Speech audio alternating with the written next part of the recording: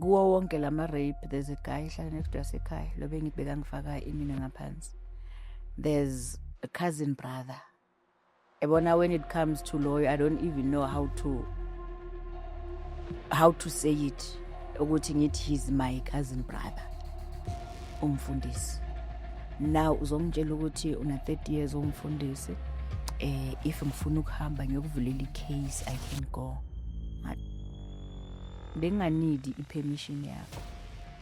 I know mina ukuthi ngizokuphanisha ngikuphanishe kanjani. Ukhona umuntu oke a rape like so many times. Like let's say usuka from this relationship we are to the next relationship, like same thing happens.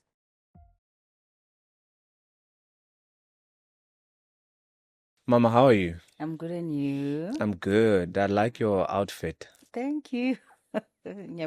Yeah, and I also like the, what do you call this? The sash. Yeah? Yeah. Queen of what? Cheeskop. Queen of Cheeskop. So you like the Cheeskop vibes? Yes. Why not wear weave?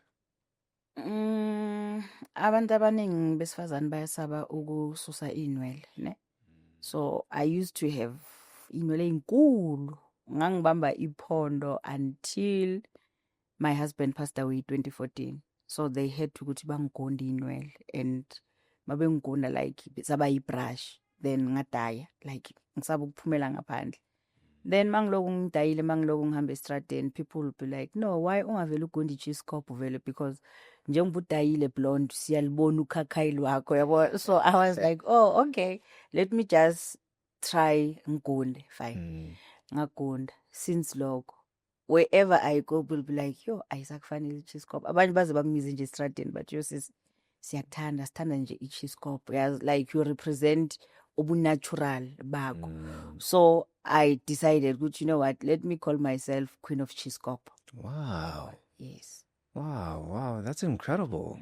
And it looks very good on you, eh? Yeah, yazi umuhle kanjani. Plus with the colors and the, the yellow stuff there, you look very, very nice. Yeah, tell me about yourself. Who are you? Where are you from? Ngiphuma eSoweto, Orlando West. Ngunomkhosi Doreen Msomi, known as Indlovukazi, the Lioness, Queen of Cheeskop. Cherry yasekasi, ma-Oledo yasekasi, Sister yasekasi, Vandalicious, Ipansulakazi. That's me. Vandalicious. Yeah. Panzalucious. Wow, that's just, those are very beautiful names. It's Soweto names, eh? Yeah, they are. How was it like growing up in Soweto? Bekumnandi ukukhulela eSoweto. Sisadlala estradeni, sisadlala bobhathi, yabo dibeke, iskop dibolo, umgoshi. Besingabhoreki. Sisadlala esigangeni, sitshontsha ama-rice, ipuphu ini. So bekumnandi kakhulu, to the point ukuthi besesazana ukuthi hayi ubani make ngekho, no, khona okushodayo. We will go lapho siye siyi-team, sifike simemeze ngaphandle, hey woza. Yabo, like it was fun ngaleso sikhathi leso. Yeah, I'm sure you were also there during apartheid era. I was there. Hey, bengiyigwala futhi, yo. Uwasaba amaphoyisa. Yo. And mangikhula bengibuka njengomfana. I didn't have any breast. Both mangibheka nje bona nje umfana nje ukuthi yo lo umfana. So usually bebethi ngithazi bebathanda ukungena ezindlini bakhipha abantwana babafana. So bengikhumula. Wow. Bengikhumula angisumfana intombazana. Yeah. Yes. Let's talk about why you are here. I mean, like you got raped more than 5 times. A lot has happened. You carry a crazy story. I think not a lot of people, they know your story, but that's why we're here today to talk about it. But just take me through it. Okay. It started ngisafunda, I think I was grade 6 or grade 7, around 15 years, 16 years. Bekunama concert by that time. So siceda ukwenza isketch nentombazana sithi ngoba la senzela khona isketch kuseduze nasekhaya, let's go siyobeka impahla. Fine, siyobeka impahla. On our way back sihlangana nalomfana. So uguy lo beka yi-boss yama-gangsters. Asibone sihamba siyi-2. So mina I was this girl ophaphaya, yabona. Angidonse athi kimi, niyaphi? Ngithi mina no, sibuyela eholweni. Athi okay, manibuyela eholweni if awuhambi nami ngizothatha ugeli lo ngihambe naye, and mangihamba naye ngizomripa phambi kwakho, so you decide. Sikhuluma siyi-2, angithi ungidonsile wangibeka eceleni, so lo ungimele. So ugeli lo mangimbheka ilabo geli aba-quiet ne, and umamncane wami ushadele khabo geli lo, should besifunda sonke isikolo and kwaba khona ukuhlobana. Then ngathi kuyayi no hamba, yabona ngizokulandela. Then that is when uguy angithatha angifaka kwesinye isikolo. So by that time esangifaka esikoleni sisa approach ama-classroom sihlangane nomunye umama. Ame uguy afune ukuchama, yabona. Ngibalekele kulo mama lo. Lo mama lo wayegqoke inzilo. Ngibalekele kuye ngithi umama umuntu wesifazane lona uzongisiza. Only to find out ukuthi mase ngibalekela kuye uyangibona futhi ngiyamemeza futhi mama ngisize. And she just looked at me and said, ungazozenza ngathi umuntu omfana umazweni. So ala iduze kwami. Afike umfana angithathe ayongiripa on top of a school desk. By that time I was still a virgin. And ngaphandle kunabangani bakhe abadlala ama-dice. So now iwari yami ukuthi what if makeqeda ngami nalabafana bazoza bangirape, and what if ngiba pregnant, into engizoyithini leyo, because angazi nakhabo lo mfana ngimazi nje esikoleni. Makezwa kwi-girlfriend yakhe nakubangani bakhe, and i-girlfriend yakhe beyifunda eklasini nami. Aqeda ukungirape abele ngabuyela ekhaya, fika ekhaya nje nga-actor as everything is normal. I remember mangiqeda ukungena mamkhulu amangithuma i-cold drink esitoro, ngahamba ngayithenga i-cold drink ngabuya.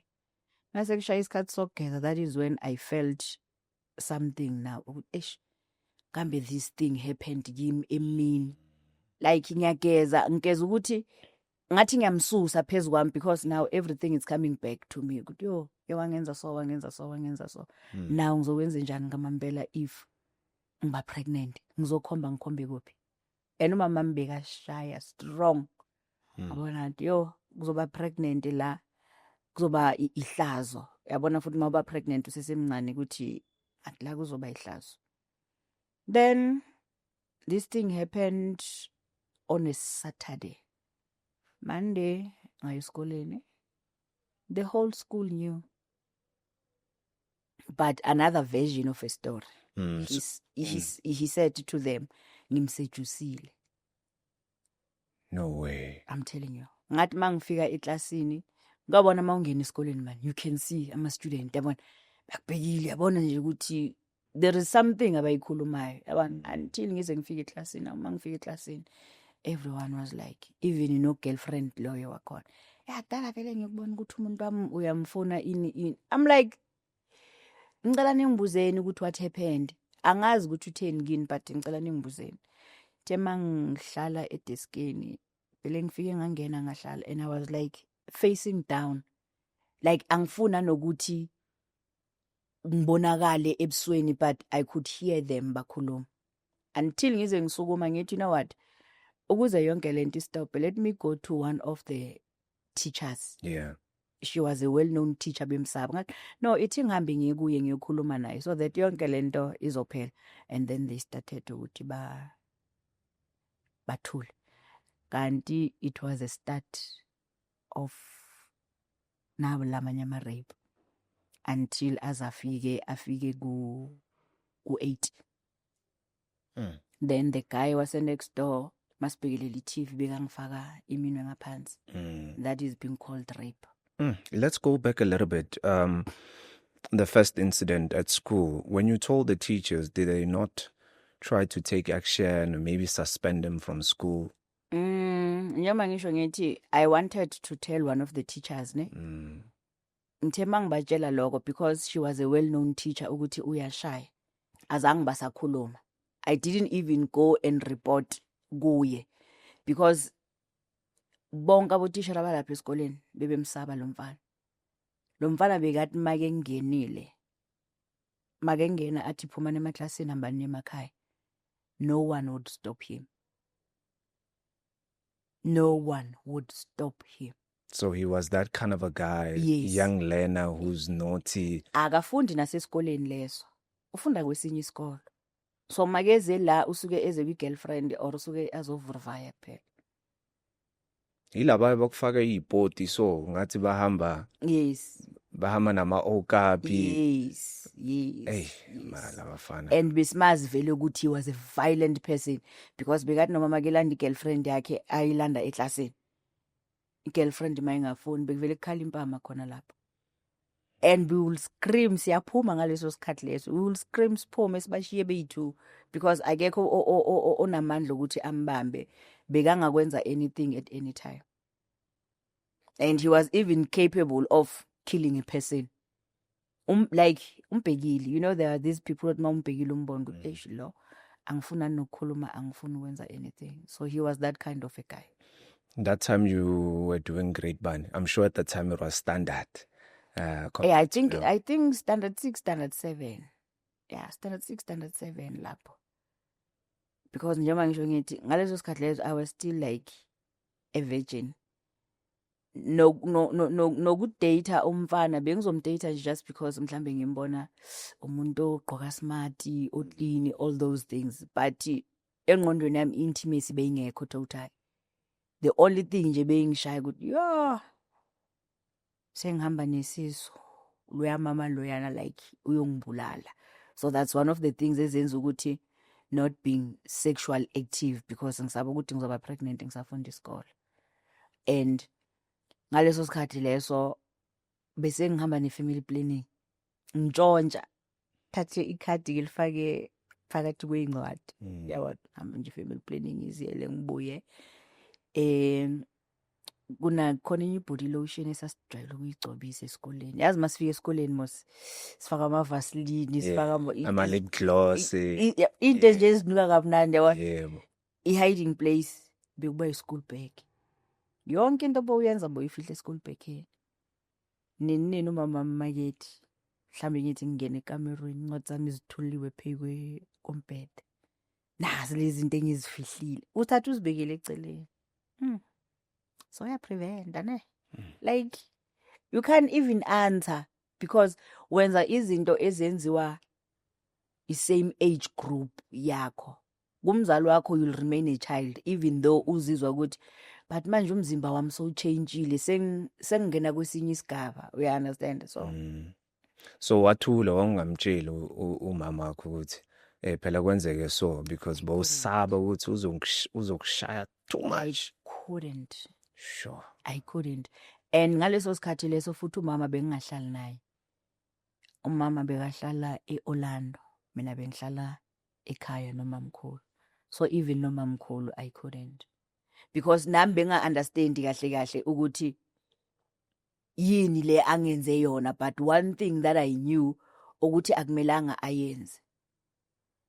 Angithi ngathi sisakhula there's a certain way abazali basi-addressa ngayo. Yebo. Yeah, umfana ungalali nomfana uzothola umntwana. Yabona into ezifana lezo. So and ukulala nomfana ihlazo. So ngizobatshela kanjani into efana naleyo because bangitshelile ukuthi ukulala nomfana ihlazo. So ngafeel ukuthi angeke baze ba-understand if ngithi ungithathile ngenkani because bebezongibuza ukuthi okay make kuthatha ngenkani why ungascreamanga.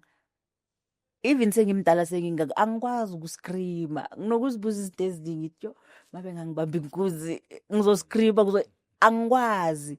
Yabona abanye sibulawa yishock uyafreeza yebo and don't know what to do. I-trauma. Yeah. Uyafreeze ungazi ukuthi yeah lento icede ukwenzeka but yenzeke kimi ngiyaphupha or into yamampela only to find out ukuthi it's a real thing but you couldn't act. Justify family. If you enjoy sports predictions and online gaming entertainment, then you should check out EasyBet, a licensed South African betting and gaming platform. EasyBet offers a 150% first deposit bonus up to 1,500 rands for new users. You'll also find competitive soccer odds, plus wide variety of entertainment options including slots, crash games, and live dealer games. New users can also receive a $50 sign-up bonus with no deposit required.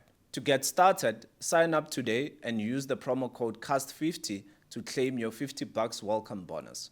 EasyBet Group is a licensed and regulated by the Eastern Cape Gambling Board.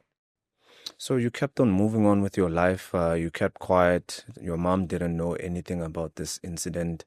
And in total, you were raped over more than 5 times. I mean, like, I can't believe it. I really can't believe it. Hey? It's yona kamampela, it's unbelievable, ne? Because kuwo wonke lama rape, there's a guy hlala next to yasekhaya lo bengithi bekangifaka iminwe ngaphansi. There's a cousin brother. Ebona, when it comes to lawyer, I don't even know how to say it. Ukuthi ngithi he's my cousin brother. Umfundisi wesiphathi. Umfundisi. Yes. Umfundisi. I even approached him. He denied everything. And he said, makezoqala le statement athi ngina 30 years ngumfundisi. If I'm not mistaken, it happened 2 years back. Ngina 30 years ngumfundisi. Uthe make lokho eqhubeka, already my mind say off ukuthi ungiqhamukela ne-speech. This is not the way how to start a conversation and a sensitive conversation. Number 2, we are not supposed to come alone. Angithi cousin ucele meeting from my brother and my sister. So they organized a meeting. Ukuthi ufuna ukuzwa istory because yena istory usizwe somebody kade ngi-invite somewhere. So the lady mangixoxa athi no man ukhuluma ngumuntu so ngithi yes. Athi ngiyamazi loyo muntu, I was dating that guy. Yet oh okay fine. I know ukuthi uzomcontacta nikhuluma umtshele. It's fine. It was something yenza uNkulunkulu ukuthi sihlanganiswe uwo. Fine, akhulumeke. I don't remember ngithi. Like I'm trying to be calm. Ne?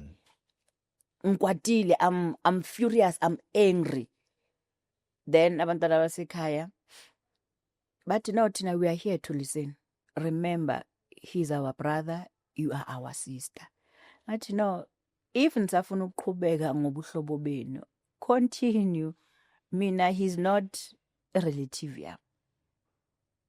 He was supposed to protect me, not to do lezinto angenze zona. And this one, bekathandwa umamkhulu wami. Now, I think into kade ba confuse futhi ekhaya yini bekathi uGuy makezile because he was from Durban. So bekafona athi ngizofika ebusuku ini. So bengihlala mina ngimmele so that ngizokwazi ukumvulela igate. Even noma siphakathi kwabantu kuhlekwa kuxoxa, I wouldn't show anything because I thought sengidlulile kuleyo nto leyo. You understand? But the more I grow up is the more kubuya manje ukuthi no. Kunezinto ozishiyile ongazange uzudile nazo. Fine. Ngithi mina, you were supposed to come with someone ozokusiza ukumamela. Now uzongitshela ukuthi una 30 years umfundisi. If ngifuna ukuhamba ngiyokuvulela icase I can go. Benganidi ipermission yakho. I know mina ukuthi ngizokuphanisha ngokuphanishe kanjani. As much as sengiqalile ngihamba ngikhuluma kuma event wherever. That is how I'm punishing you. And njengoba songitshela nge-30 years, so ubonile ukuthi if this story comes out, there's a lot ozoyiluza. There's a lot ozoyiluza. Angithi uhamba nabanye abafundisi. why ungacelanga oyi-1? Ukhona phela umuntu lo oba close naye oxoxa naye yonke into ukuthi no man kunento so yenzakalayo, but you decided ukuthi ungezi. So umntana sekhaya aze namaglasi ne-cold drink ubekile laphayana. I'm just looking at them and I'm like, they're not even aware ukuthi i-cold drink namaglasi, it's a weapon. Now my mind is starting to play tricks on me. But it is phume baphume boyi-2 abantwana basekhaya sisale soyi-2. But maybe khona izinto enifuna ukuzikhuluma noyi-2 singekho. Yabona thina sizongena sesingena. Ngiyithulele. Angithi becele the meeting. Ngiyithulele. Hayi Nomkhosi, angi-understand, angitholisisi. Mangithola ngimbheka ngizwe ukuthi sengigcwele manje ukudineka. I just took a glass and a cold drink ngamthela ngayo. Now I'm holding a glass like, yabona, kunento ethi mshaye ngale glass. And bengake ngiliphose, like bengizol, yabona. Now kunoNomkhosi, kunendlovukazi. Indlovukazi ithi no. Not after yonke le journey oyihambile ufuna ukumosha manje. UNomkhosi uthi no, awume kancane wena. Usanda kufika mina kudala ngikhona kule field. Shaya lo muntu. Ngilithathe ngilibeke and then ngithathe indwangu ngisule ibonda because i-cold drink mayimthela ithele ebondweni. So laba mabengena bayamthola uyazisula. Athi awusengicedile ukukhuluma ntayi ayikho into engizoyikhuluma nalo muntu. Yabona ayikho into engizoyikhuluma nalo muntu. Bayambona uyazisula. Uyini kwenze ntayi imthele nge-cold drink. Yabona ngizwe nje engidina because lento angibizele yona ayina sense, ayenzi sense kimi. At least ngabe unginike a stupid reason, maybe bengizokwaneliseka.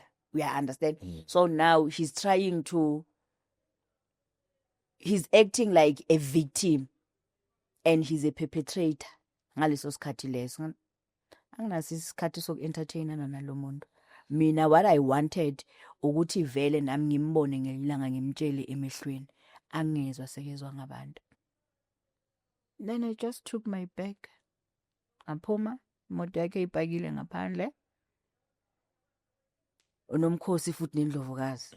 Nomkhosi thatha manje shaya le moto yabona indlovukazi. Mamela. Angithi sikhulumile ngaphakathi ukuthi you can't jeopardize whatever. Uyindlovukazi manje. Indlovukazi respecta, ayijudge, iyathanda, communicate. UNomkhosi vandalicious. UNomkhosi ipantsulakazi. We understand. Nomkhosi uyajaja akathandi uyinto ongayicabanga negative. Uyamosha and uNdlovukazi wenzani? Uyalungisa. Abeyanti okay fine, let me go. Ayihambela ngayele indaweni zabo and life continued for me as if nothing happened. That was sad. It was to the point ukuthi khona la ebengisebenza khona beka lapho kulelo sonto lelo. So each time itaxi idlula ngalapho, it's either I see him in the morning engaphandle, angithi uhlala esontweni. Yeah. It's either I see him in the morning or I see him in the afternoon ngise-taxi. And my heart will be like, ish, ngathi, yabona, but ngibuye ngizikhuze ngithi kuko konke sengikwenzile kuncane okungamosha whatever I've achieved. Ngathi let me not allow lokho kuncane kumoshe lokho esengikuko. And my younger sister vele wangitshela wathi, hayi cousin ubuyile khona la around. Athi angikutsheleli ukuthi ngikuzwisa ubuhlungu, ngikutsheleli ukuthi be prepared ukuthi at any time ungahlangana naye. maybe in one of the events naye cousin maybe akazi ukuthi you are being invited as one of the speakers. And no, it's fine, it is what it is. Escalator ke ama rape my late husband, he even used a pepper spray on me. Sihlele sofeni sibhekele TV, so ngiyambona ukuthi he wants to be intimate with me, and I said no, I'm just tired, not today. Ngicada nje ukusho kanjalo, thatha i-pepper spray, ngizwa mina sekuyababa emehlweni, hey, kunenye hit nje ngithi ngivula amehlo athi angeke ngize ngivuleke, ngithi kuye ngifuna nje into ebandayo, ngisukume sihlala kubo eroomini, so ngiyawazi umnyango ukuthi ukuphi, focus yami basemnyango ukuthi mangavula umnyango ngempompini. Ukuvula kwami umnyango kunqamuka ihendlela, bo awugqekeza umnyango ngiphume. I'm just using my head to think, I'm just using my brain to see, ngoba ngiyazi ukuthi okay mangiphuma la ngiyazi kunestepisi esi1 njika, yabona, fike empompini, fike ngithela amanzi, mangithela amanzi kuba ngathi kuba ngcono, but amanzi masewesukile, that heat comes back again. Like ngime nje empompini ngiwathele ngathi no ungathela amanzi ngithi but I'm burning, ubuso bami buyasha, I can't even open my eyes. Sibuye ke masibuya sihlangane nenye couple, umfana oyi1 usebenza naye, yini kwenzakalani, kuphendula yena athi hayi une problem yamehlo. Ukhuluma manga. Ngithi la ayikho nento engizoyisho, if lo muntu akwazi ukungithela ngephepha spray, lo muntu angangibulala. Let me just keep quiet. I want to tell these people ukuthi kwenzakaleni, and I know ukuthi they won't even believe me because he's so quiet. He's so humble to the point ukuthi mangathi wenza ukuthi ulibuleke, uwe yenzile or uwe omenze ukuthi ayenze. Fine, singene endlini, sihlale. After 30 minutes to 45 minutes angibuza ukuthi how are you feeling? Sekungconywana, yabo. Ngishosho ngithi sekungconywana ngoba nawa namehla ngithi ayavuleka. Athi kimi, do you remember ukuthi ukuziqale lento iqale? Ngithi yes, I remember. Okay, angithi utso ngcono, ngisayifuna lento ebengiyifuna. Head ukuthi ngisuke esofeni, ngikhumule, ngigibele phezu kombhede, ayenze whatever. Masiqeda salala. Ekuseni masivuka, like nothing happened. Ngitshele labaya abayi2 ngathi no, lo muntu uyuze i-pepper spray, and i-pepper spray yasemsebenzini because he was working as a security. Ngithi uyuze i-pepper spray into yomsebenzi ongithele ngayo. Ngifuna ukumreporta emsebenzini. Now my mind again is saying mawumreporta uzoqoshwa. Make qoshwa nizodla ini? Nizosurvive ngani if eqoshwa? And lo msebenzi loyo wawutholelwa yimi futhi lo msebenzi. Hethu ukuthi ngithole into, okay. Impilo ayiqhubeke. Yaqhubeka nje as if nothing happened. Nase Orange Farm ngingahlala Orange Farm ngoba ngingafunda khona isikole. Orange Farm they were my boyfriend ke. One of them uyangithola on my way esikoleni, uyangithatha, asambe ke. It was winter like. Masifika kunama fruits, juice. Peyiwe nje kahle. Hayi ngena hlala man. Oh okay fine hlala. Hayi relax, khumula iblazer. Ngirelax, khumula iblazer. Wow. Okay. Manje nama conversation nyana nje angathi yabona. Athi phela wena umuntu wami wena. Mina nawe kumele senze so. Ngithi hey. Angifuni ngimitha mina. into yamama uzongibulala. Athi hayi, uzongitshela ngomamakho wena ngithi wena uyi-girlfriend yami. Yena abantu mabethandana. Whether whether you like it or not, but intimacy has to be there. Phela ukungiqoma kwakho, ungiqome kushuthi wazi ukuthi whatever that I'm going to need from you, uzongenzela yona. Thiwa idla-ke lapha ama-fruits nananathi. La sizohlala isiso la. Sekunikwa nama-fruits phela manje ukuthi yabona? No. Ngidle-ke ama-fruits ebhizo lokhu ekukhuluma-ke.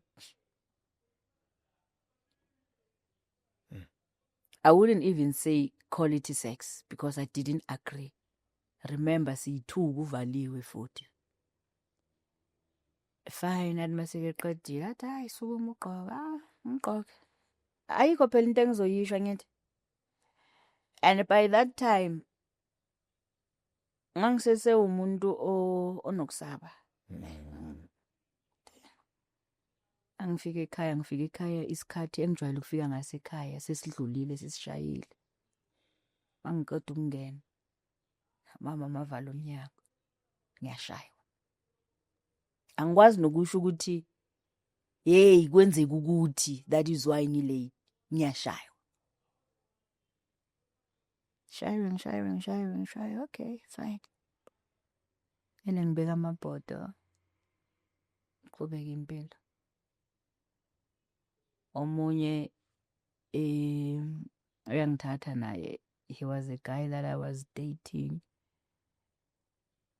Yena futhi ukungishela kwakhe wangishela ngeValentine's Day. Just received nje iblomu nepresent. I'm like, yo, angaze ngitole lezi zinto. We started dating. Angithathe-ke esikoleni, sasifunda esikoleni esi1. Naye nje ukilabo clever lapha. I decide ukunyeza esikoleni angithathe siye kubo. Masifika kubo sihlale. Athi hayi, akungena ngapha ekamerweni. Hayi ngenzani manje ekamerweni lakini? Athi hayi, kanti ngicabanga ukuthi uzoyenzani? Uzele ukuthi ngizokulala. Ngibaleke ngekhishini, mangifika ekhishini ngithatha ummese.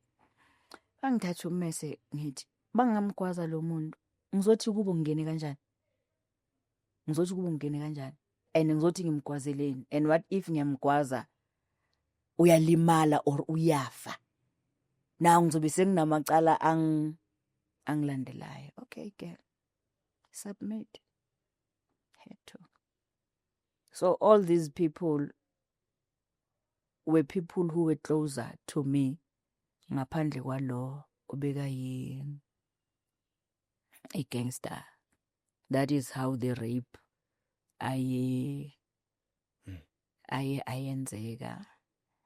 And ngabona ukuthi okay fine. Inyanga mayiphela I'm not pregnant. It's fine for me. Let life continue for me. Kanti I didn't know ukuthi mangiloku ngikhula these things will catch up on me. Because nami ngithi mangihleli ngenza introspection bekungayenzi sense ukuthi no man. Ukhona umuntu oke a rape like so many times. Like let's say usuka from this relationship we are to the next relationship. Like same thing happens. Until ngabona kwenye ishow kukhuluma the psychologist. At yes. Things like this do happen. There's a certain weight abanayo for lokho. Oh, okay. Hayi. It's normal because bengimangihleng cabanga amaloyo ukuthi umuntu uloyiwe lana uya understand. And abantu abaningi bane belief yokuthi you become a victim awugqoka into emfishane. Angizigqoki into ezimfishane. Even nasesikoleni i-gym dress yami bonke ngithola i-gym dress emfishane. So kusuke nje I don't want to say ukusa komuntu. Kusuke isimo esuke sibhekene nawe by that time. And lo muntu athi make thuthi uyathula uyabheka athola ukuthi umuntu oseduze kwakhe. And kubo bonke lapha I needed nje i-reason A1 or I2 ukuthi why did you choose me? why ungenzile lento ongenze yona? Were you experiencing maybe body changes njengomuntu wesilisa ubona ukuthi hey ayikho into engayenza nangomuntu ekumele ngimbambe? Yizi izinto engangizi expectile lezo. Yabona? So none of them abanginikile ama reasons. The other one, lo wama fruits, if I'm not mistaken, 4 years back ngihlangana naye kwi-event. I do attend ama-event abantwana bama special needs, ne? So being invited eventini, I was going to be one of the speakers. So sine group, so masikhuluma egroupini, this lady inabantwana abayi-3 banama special needs. So akhulume nami eceleni, hayi man kuso. No, okay, don't worry, you can talk to me at any time. I'm always here for you ukuthi ngimamele ngikubonise indlela ongayisebenzisa. If I don't have any information ngizokufunela nami information. So only to find out ukuthi kanti sisters i-concern yakhe ukuthi asuwe isibhedlela athola imali. Ngimamela angeke usakhona ukunakekela abantwana bakho because you pay attention lapha endabeni imali. It can take you 20 years 30 years ukuthi naleyo mali uyithole. Unabantwana abayi-3 abakunida full time. Focusa kuleyo nto leyo. Uyekele ukufocasa ukuthi hey i-lawyer can go to the hospital angithi ifune i-file nani, but is the other way around. I-lawyer ithuma yena ukuyofuna i-file. Siloko sikhuluma until Friday athi kimi uyeze eventini? Ngithi yes, I'm coming. Athi hayi nami ngiyeza. Ngithi eish kuzoba mnandi ukukubona. Sazana over the phone, asazani facial. Athi ipartner yami yazi ifuna ukuza. Angeze. Ngithi yazi kube kuyenzakala ngabe sonke is-attenda lama event, we come with our partners. So unfortunately abanye ba-single, they don't have ama-partners, boyfriends or husband, because banele babona ukuthi uthola umntana so umuntu avele aphume kuwa kulahla. How Saturday mabefika, they were the last people to arrive. Ngiyababona labantu abazayo abayi-2 baphusha umntwana ngeprem. Oh okay, ngingabanaki. So angimaza ngithi ngibuze one of the ladies, usibani mani lo? Athi yahoyi. Ngithi okay, hayi ngithi ngibamele bahlale ba-relax and then ngizoya. Hawu mase behleli sebe-relaxile. Ngithi okay, ithi ngiye. Mangisukuma phansi approaching la behleli ngakhona, because njengoba bengihleli phansi angithi bengifuna ukubabona ukuthi bahleli kuphi. Ngibabona hayibo. Mangisukuma ngisukume nje ngizithintithe ngizi on my way. Mangiphakamisa amehlo, hayibo Jesu, ubani lona? Like ngimbheke ngespeed yabona, kanti mangiphakamisa amehlo kanti naye uphakamisile amehlo uyangibona. Ngibheke phansi ngespeed ngithi eish, ngoba ngifuna ukuyobona umntwana, let me go ngiyobona umntwana. Hayi ngifike, sanibonani yabona. So umntana bekumntana ofana nami nawe, khona ukuhamba khona ukuzenzela everything until aze agule kanti uzophathwa pneumonia. So mabemshiya esibhedlela the following day bathola umntana ukuthi akasakhona ukwenza next, his brain damaged. Sure. Brain damaged. So mangifika emntwaneni ngifike ngiguqe like ngimbambe. Angithi now they are using their senses. Ngimbambe ngikhulume naye. Ukunyakaza kwakhe uyakubona ukuthi uyaresponda. He wants to say something but he can't. Ngithi hayi ngizonibona. Mangisukuma, the moment I turn my back, zehla inyembezi. Bayangibona bosisa bayi-2, zehla inyembezi. Nye toilet yini? Ngithi yazi kulabantu abayi-8 engihlale ngikhuluma ngabo, one of them is here. That is serious, ngithi serious. Hayi ke zisule ucabanga ukwenza ntayi. Lo ngineminyaka lo muntu ngamgcina ukumbona. If le opportunity ngiyayiyeka manje ngeke ngiphinde ngiyithole. Fine. ngibizwe ke as a speaker ngikhulume ngithi and one of the perpetrators is here. Ngithi one of the perpetrators is here. Wakhuluma. Kukhuluma mina. Okay, in front of people. Yes. Ngathi, and I'm not going to show you ukuthi ubani because I know ukuthi nizomlimaza. Now I'm thinking of him, isafety yakhe. Angisazicabangi mina. Fine, after lapho ngike unkosikazi wakhe. Hayi man, sithando sami uzala sizokhuluma. Sizixoxele nje general. Uhamba nobani? Hayi, ngihamba nomyeni wami. Uhamba nomyeni wakho. Oh, okay. Usukaphi? Hayi, ufike manje kuseni because abahlali together. Fike manje kuseni. Oh, okay, fike manje kuseni. Ngithi, oh, okay. Oh, ukhuluma ngoPatrick. Umazelaphi ngoba ngingakutshela igama lakhe. Ngihlale Orange Farm kanje. Ngithi oye. Ilabantu abayi-8. Uwomunye wabo. Usisi akazi noma uya phambili or uyemuva or like she's confused. Yeah. Asukume ufuna ukuyobhema, ufuna ukuyolanda isigarette. Ngimlandele. Ithi ngimlandele. Angazi make efika kuPatrick uzokwenzani. I don't know. Or uzowendleleni or amshaye angangazi. Hayi afika thatha isigarette. Sibuye sihlale phansi. Sikhulume. Ngimtshela nabantu abakhona. Ngithi khona ubani nobani.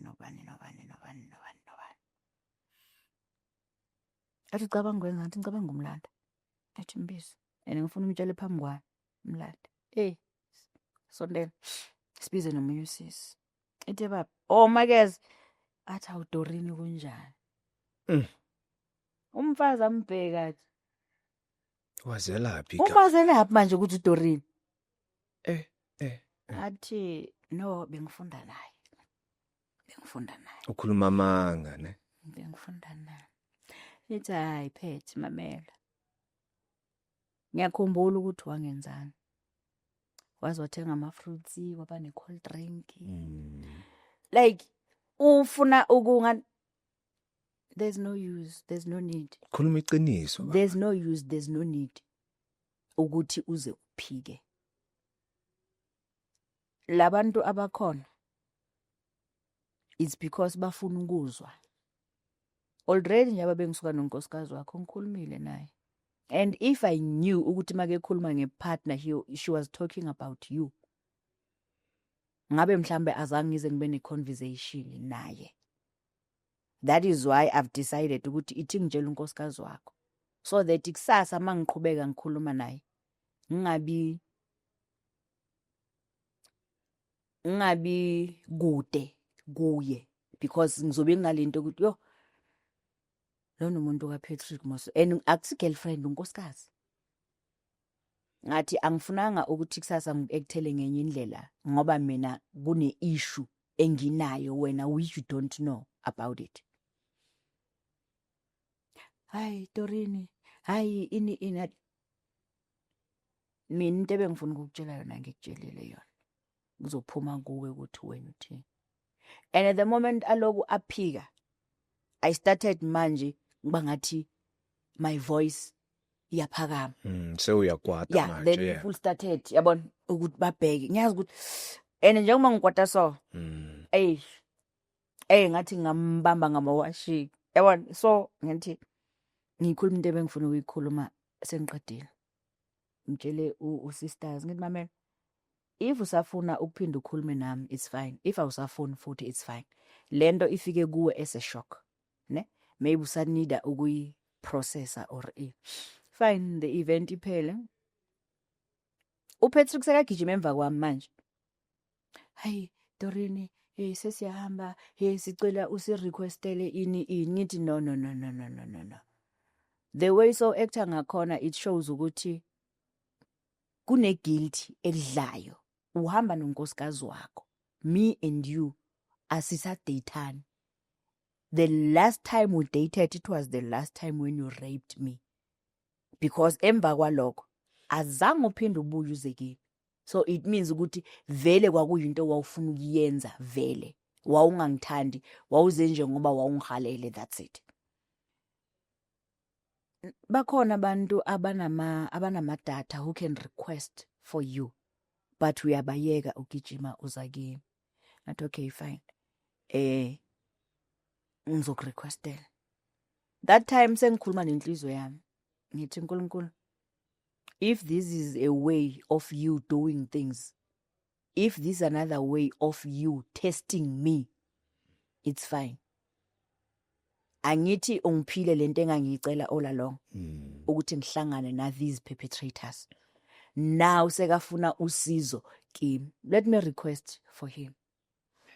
Kube end. How were you feeling though? Because with what just happened now, you guys were having an exchange of words and you ended up requesting for them. I'm furious. Remember, Ndlovukazi noNomkhosi. And now siphakathi kwabantu. And kwabona makhona something oyenzayo engathi iphuma endleleni. Yeah. Abantu abakhuzi bathatha ama-phone and videorize. La, it's simple ukuthi umuntu vele bangivideorize and people will be like, bayayitrendisa ngithi. Abanye will be like, besafuna ukubona vele ukuthi uyoba indlovukazi until when, because siyamazi ukuthi umuntu onjani. We know how she handles ama situations. You understand? So ngathi nje ithi ngiba requestele nje like ngespeed so that bazosuka phambi kwami. Mase behambile ngaba right. On my way back home, I received a call. From my younger sister. Athi kimi omunye umntana kasisi wami passed away. And I'm like, kanjani singazwanga ukuthi lo muntu uyagula or ini. Yabo. So sengijahele nje ukuthi ngifike nje ekhaya. Mangifike ekhaya, mangingene egate, kuba ngathi manje reality kicks in. Ngene. Then thola mama msekamereni. Hayi ma sengibuyile usembhedeni. Ngakhala ke manje. Mama, ngibona uPatrick omunye wabafana owangirape. Ngikhulumile naye ngimtshelile. Athi mama, why ningazange nimrekhode? Ngithi mawa, azange kufike nanokuthi umuntu amrekhode. Like kuyabona mawuthi usulinyembezi. Isiloku siya. I'm crying like non-stop. After isikhathi eside kangaka sizohlanganiswa umuntu engazange ngize ngimcabanga ukuthi uzosihlanganisa. Mina ngizitshela ukuthi mhlambi sekashona, because each and every time when I pray I'm like, Nkosi, can I forgive those who are no more? And laba basaphila ongiphi isibindi sokuthi the moment ngimbona ngikhulume ngimtshele ukuthi I remember ukuthi wangenzani. Khale. Into okay, just lost a sister. Focus now ukuthi kunodadewenu oshonele. Ugelo unkosikazi anibesise groupini eyi1. Angene groupini. Yeah, understand uNomkhosi anga-accuse kanjani indoda yami. Oh, okay. Accuse kanjani indoda yami ukuthi yamrape ene akusisikhathi sokuthi bekangayikhuluma leyo nto leyo ene into yakudala leyo eyenzeka. Yabona? Mangabe indoda yami bekasayifuna ngabushilo. I said to myself, Nkosi, ngiyacela, can I not entertain her? Because akazizwa, akazazi. And she used to tell me about ngokai ama-challenges abanawo. Ngathi, lo muntu make khuluma nami, ubekhuluma nami because angithemba. So make khuluma so uzokwenza ukuthi ngikhulume izinto akade ezikhuluma nami privately ngendlela wrong. Can I not entertain her? Yeah, into yakudala wayesesomfana futhi ini. Even though khona la engengezwe khona ukuthi ngiyashakeka. Ngathi ithike ngimphendule rough. Akeze ukuthi nami ubu rough nginokuba nabo. I said to her, unabantwana bamantombazana. I'm not wishing this to happen ebantwaneni bakho bamantombazana. only God knows ukuthi abantwana bakho ubabekeleni. But one day le cathulo engeke ngazigqoka uzoba kuzo, and the first person that you will remember kuzoba yini. The first person uzomkhumbula is going to be me, because uyazi ukuthi ngeke ngadlula ezimini eziso. Uzofuna ukuthi ngicomfort, and I'm going to be there for you to comfort you. Angeke ngisathi uyakhumbula wawuthi ungihleka or ini. No. Ngaphuma kuleyo group, ngadelete amanamba ka-sisters. Ubrothers namanje mawungena kubo ma-Facebook ini isithombe sakhe sisekhona. Ngathola umsebenzi in one of the NPOs as a caregiver. Went there only to find out ukuthi la ngithole khona umsebenzi uyi-beneficiary yakhona sisters. The address, angithi sinikwa ama-address to go and introduce ourselves. Address ka-sisters la. So now you have to go to the house. Yes. Sure. And address ka-sisters la. She's not expecting you. Yes. Bekahlale ngibone ekseni mangiya khona emsebenzini aphuma esikoleni ngiyodrop umntwana. Yabona? And the look yakhe ubona ukuthi uyafuna ukukhuluma but angimniki leyo chance leyo yokuthi akhulume. So lo mfana engangisebenza naye ngithi kuye mfethu ngine challenge la, ngicela ungene ngizokutshela mawupho. Hayi angena khuluma pho. Ngimtshela ukuthi yazi the thing yenza ukuthi ngangene la, it's because 1 2 3 4 5. Athi no, don't worry, ngiya understand. Ne makuphuma the amaphepha lokuthi kumele sobasayinisa nge-10 to tell them bazo collect ama food parcels and what. Address yabi ikhona. Address ikhona. And you know what? If this is the devil that I have to face, let me face it. Nge. Gogo. Uyithola phi plaga man? Phuma Patrick ke manje. Yeah. Sanibona ninjani sharp. Khona unkosikazi wakho. Ufuna azongisayinela because the person okumele asayine is the person vele oyi-beneficiary. Hayi akekho usaphumile. Nto okay fine usaphumile. Mtshele ukuthi besikhona akhuphuka ze lapha ya. Masithi siyaphuma aqhamuka sisters. Simtshela hayi besithi sizokusayinisa. Yaba la isakaqhamuka seka yabo yo lona ngisemsebenzini. And ukhuluma naye kahle nje. Yeah, njengomuntu. Yes. Yeah. Ikiphepha aside. Yabona siyiphumele sizavele yithi ya yabona uNkulunkulu ama-test onginika wona. Ama-test onginika wona sometimes are difficult. But for me to be strong and ngaloku ngiba nama questions, I have to face lapha yana. And mase ngidlulile. Hawu nini futhi guy masambe strategy sihlangane naye athi hayi Dorini ngicela mawunama event ungi-invite ngize ngizokusupporta ngize nami ngizokhuluma. Uzokhuluma yini nje? Number one, you haven't even apologized or acknowledged Yes. what you did to Udorin. Yes. Apologize. And acknowledge. And he took ama numbers amne. Athi yazini ngizokufonela at any time. And he said makesho kanjalo ngathi oh okay, I have to prepare myself. Maybe ukufona kwakhe uzofuna sihlangane somewhere afone uku-apologize. Until today, he hasn't done that. And bengicabanga ukuthi umnikela nama number phone wakho, but now that you're saying this, I'm seeing it that no, umnikeza ichance ukuthi akutshele face to face ukuthi yazini Dorin ngiyaxolisa. Maybe usabile ukukhuluma phambi konkosikazi wakhe because the way ngibona ngakhona make nonkosikazi wakhe he denied everything. Ngathi uba shy nyana so ngathi he denied everything to the point ukuthi that is why ugirl agcine sekathi mangabe ngisayifuna indoda yakhe angimtshele. Uyayibona anta. Yazi thina abantu ababo mama ukuthi sinjani. That is why most of the time we decide ukuthi sibe abangani nabantu besilisa. Abantu besilisa bana drama. Thina bomama sine drama and we created like that. Ay impilo iqhubeke ke. Facebook lo ngangimphathela ummese kubo. Ungene kwi-inbox yami, hayi kunjani Shap? Doreen, Doreen. Bowufunda eThamsanqa, bengifunda khona. Hayi mani ngiyakukhumbula. Uyangikhumbula? Ubani?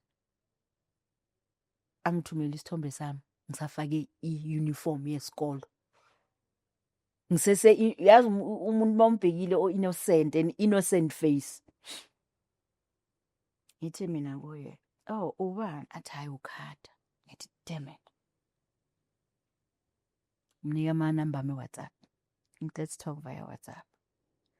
Kunjani Shap? Banjani abantwana? Hayi ba right. Hey, usaphila? Hayi nami ngisaphila.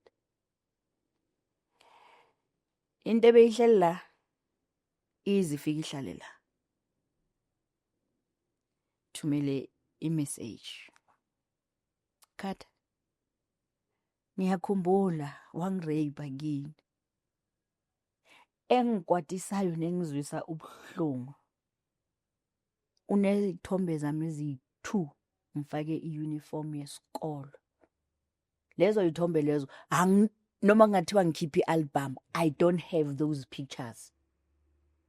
Bowusazibekeleni lezo izithombe lezo until now. Ushadile, unonkosikazi, unabantwana. Kuthini kuwe? To the point ukuthi njengoba songithumela zona, ufuna ukuprova kamampela ukuthi it's me. Because angithi babona nanga this mark. Yeah. Yabo. So naye uthe make bheka ezithombeni zami kwi Facebook wazibona vele ukuthi noma ngabe kuthiwani lo muntu la isithombeni nalo muntu lo is the same person. That I still remember what you did to me. And ngiyabonga ukuthi ungicontacte via Facebook. Sengitshela into ebengifuna ukukutshela yona. Khona into ofuna ukuyisho?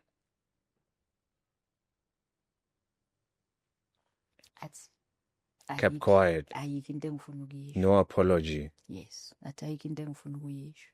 Ngathi mina ebengifuna ukuyisho sengiyishilo. Thank you.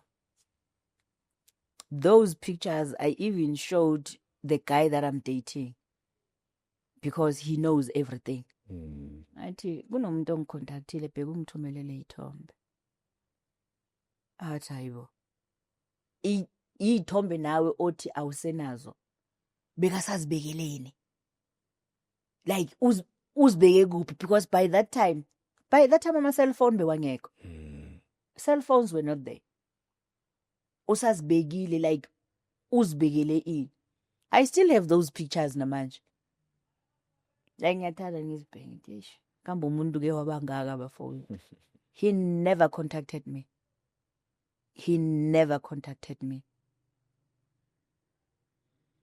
I'm like, okay, that chapter is closed again. If bakhona abanye abasaphila ngizohlangana nabo. If abasekho, it's fine. But impilo iyaqhubeka. You know, after you facing the people that raped you, I would go crazy. And I don't know how you were able to be strong. But my question is that, did it not build up anger inside of you?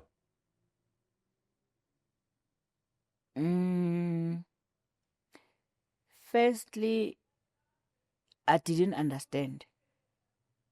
Ngikhule vele after all this nginenye anger like nobody's business. To the point ukuthi leyo anger leyo yafaka nabo suicide phakathi. Now me seeing and confronting the perpetrators, I'm like, wangenza lento wangenza yona ngisesomntwana ngisese stupid. Now sengikhulile. If you want to come back again. Sengikhulile sengihlakaniphile. And we'll see ukuthi between me and you ubani uzowina. So how many are there? There are 8. You already met 2. What's the next door? 3. You already met 3. What's the next door? Yeah. A cousin brother, or Patrick. Then this other one, I need to meet her over the phone. Okay. Yes. So it's, let's say 4. But the one on Facebook, you didn't meet him in person. Yes. So let's say 4. Do you want to meet the other 4 in person and tell them what they did to you?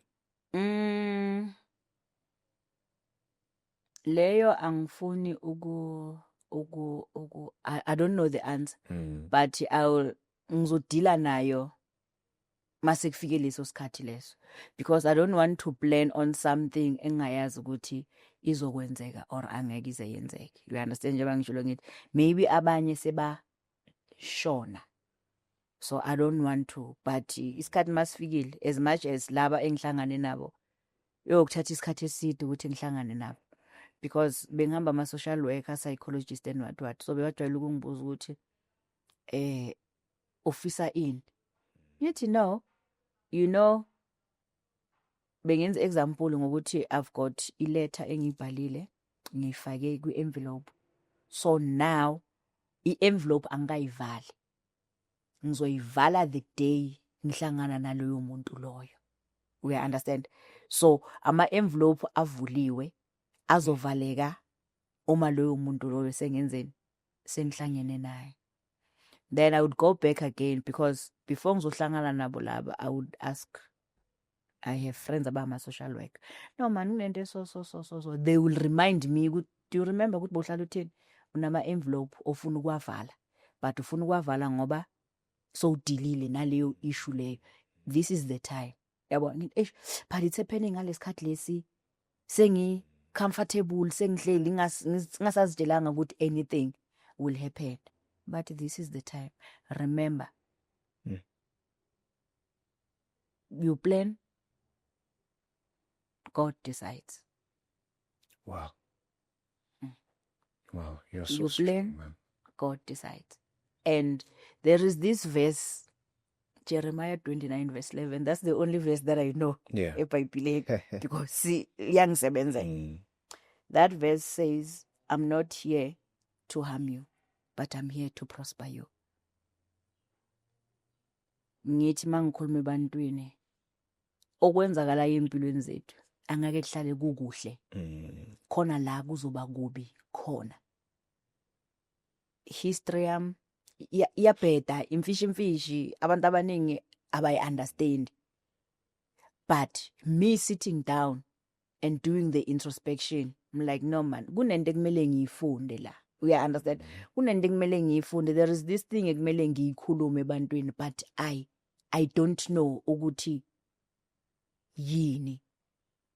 Now I'm seeing ama results. Yeah. Oh, okay. Now ngiyabona ukuthi I took the right decision, because 2014 lost husband, 2015 lost umama mkhulu ngabo April. These 2 people were breadwinners. Like, kuyabheda, angisebenzi, nabantwana phela, nabantwana bayi-2. I have to come up with a plan. Mqondo wami wathi, okay girl, dala bekurape, now hamba uba yi-prostitute. Angithi mangiba yi-prostitute bazongithenga bangibhadale, I'll come back home nginemali. That's when everything started to change. We are taking indlela wrong. Le akusindlela engikubekele yona. Ikhona indlela yakho engikubekele yona. Yes, Mom, I'm just looking at you now, and I see why you're wearing that Queen of Cheskop. You are such a queen. You know, I always say this, that most of the time when perpetrators, they rape a woman, they sort of like come into a person and switch off the light. But with you, they sort of dimmed your light, but they didn't switch it off. Yeah. And you kept on fighting back and fighting back. and now your light is back. Yes. It's like a load shedding, iphelile. Yeah. And now your light, you're shining on another level. I'm just looking at you right now. A person wouldn't even say this lady was raped 8 times. Today you're here, you're looking so beautiful. You can even smile. As in, and this is not the only search that I have. Ne? I even enter pageants. You know now, kunama pageants abantu abadala. Yes, I've even enter pageants. I'm using pageant again for me as a healing process. Like as a healing process. And it helps because I'm a plus size. As much as I represent abantu beChiscop, I even represent plus size. But you know what? Not only abantu abancane ngomzimba, they can do things bebodwa. Yeah. We can do things. 2022 entered Mrs. Soweto. I became Mrs. Soweto personality. 2022, 2023, I think I was 48, somewhere up. Wow. You know, mabengifaka i-crown, I cried. Angikhaliswa ukuthi because there's a title engiyitholile.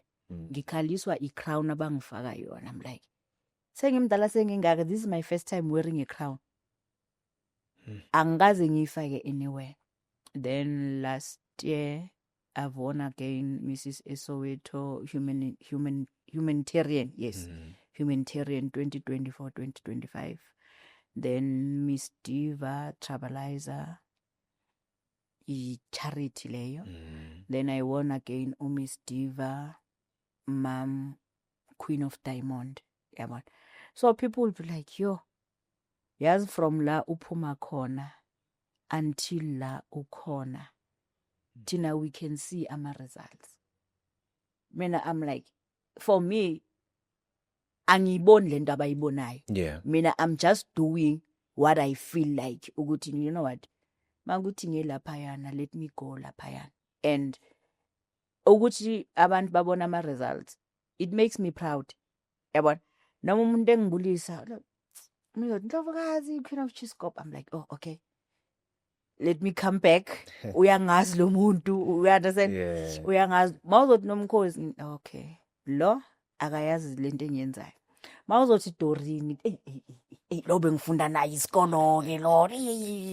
You understand? Yeah. So I'm happy ukuthi uNkulunkulu turned my life to be something else. Because if I didn't do introspection, I think ngabe I'm an alcoholic, or ngabe I'm a drug user, or ngabe mhlambe dala ngashona. Because most yabantu, they are using in negative coping mechanism. But mina, I decided to do a positive coping mechanism. And ngithi ebantwini, yo guys, I'm 50 years old, but yabona ke mawusole into ongayikhuluma ngcono uthule. Omunye uke wathi kimi, uthi una 50, ngithi yeah. Mara mawuqeda uzositshela ukuthi bakuripe kayi-80 una 50. Bekumele labafana ngabe bakumoshile ngabe sowuyenye into. You understand? Uze washo wathi no, angikhulumi kabi. Ngikhuluma ngento yokuthi uyakhona ukuzinakekela. And ukuzinakekela kwakho, thina sizwa ngawe ama-challenges onawo or ama-challenges odlule kuwo. Asiwaboni. But kwabanye abantu, uthi mawumbhekile athi make kutshela into vele umbone ukuthi ifana nawe vele, because I could see ukuthi khona into engekho okay go. Just in closing, Mama, you know, every day there's a woman who's been raped in South Africa. It's sad. It's so scary. And a lot of people, the family, the friends, they don't even know how to deal with this situation. Let alone umzali nje. I mean, like your mom, you used to come back that time you were raped and you know, shy. And of course you couldn't be able to tell her. But what would you say to women, you know, who've been raped and they don't know how to deal with this situation? Okay. Engakusho accept kuqala. Because denial iyo esibulalayo kakhulu. Accept ukuthi you can't change the situation now. Ukureyipile angithi. Change your inner. Oh, okay. Ungireyipile. Fine. Ithi ngagxili kuyo kakhulu. It hurts, ne? And angeke iziphele. Time ina 2 izoloku eqhamuka. Teach yourself uku-accepta. Let's say ubheka i-TV bakhuluma nge-rape.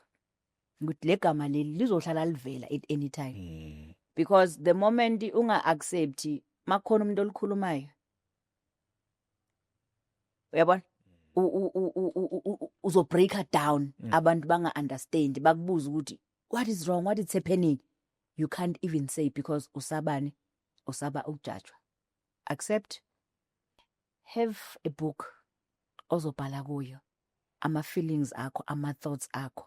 If you feel like ukuthi akho umuntu ongashare naye, khala. Ukukhala it's a healing again. Khala mawufuna ukushaya umqamelo, shaya umqamelo. Mawufuna ukuscreama, screama.